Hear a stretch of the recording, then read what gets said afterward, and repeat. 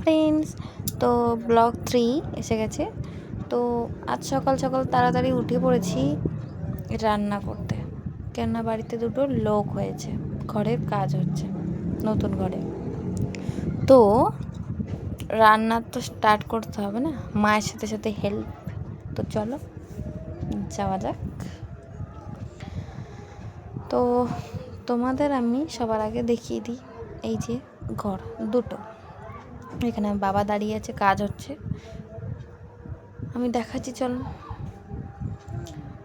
সেই ঘরেতে কাজ হচ্ছে তো আমি দেখাতে পারিনি। এই ঘরে দেখো, এই যে ওপরে ফাঁকা রয়েছে না, ওগুলো বৃষ্টি আসার জন্য লাগে, তো আমি ওগুলো ইট দেওয়ার জন্যে বলা হয়েছিল, তো ওগুলো ইট দিচ্ছে ওরা। তো ঘরে প্লাস্টার হবে, এখন অনেক কাজ, তো বাদ দাও, এখন এই কাজটা করতে হবে, রান্নার কাজ। তো চলো। আমার মা তো এদিকে ডাল বসিয়ে দিয়েছে। কিসের ডাল বলো তো? মুগ ডাল। তো এইদিকে আবার বসিয়ে দিয়েছে মা ভাত, অলরেডি ভাত বসিয়ে দিয়েছে। তো এদিকে আছে কি পরোটা বলো তো? পেটাই পরোটা, যেটা আমি খেতে খুবই ভালোবাসি, কিন্তু এটা লোকজনের জন্য এসে তারাও খাবে, আমরাও খাবো, আমার খাওয়া শেষ। তো চলো রান্না কি হবে দেখা যাক। এদিকে পটল আর পুঁই শাক, তো আমি এগুলোকে কেটে নিই। তো চলো, কেননা পটল ভাজা হবে আর পুঁই শাক, কুমড়ো, আলু, চিংড়ি দিয়ে চচ্চড়ি আর ডাল।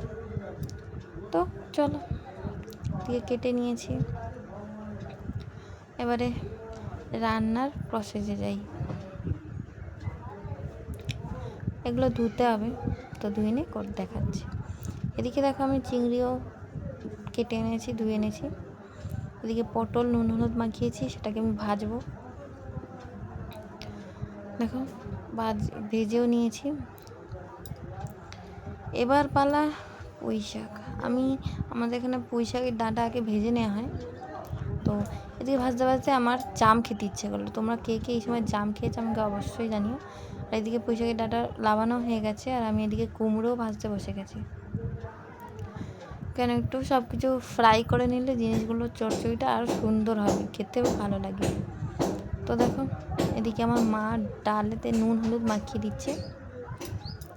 তো এদিকে আমি চিংড়িটাও ভেজে নিচ্ছি, আর একের পর এক আমি আলুটাও দিয়ে দেবো, কেন আমার কুমড়ো ডাঁটা ভাজা হয়ে গেছে। এবার আলুটাও ভেজে নেব।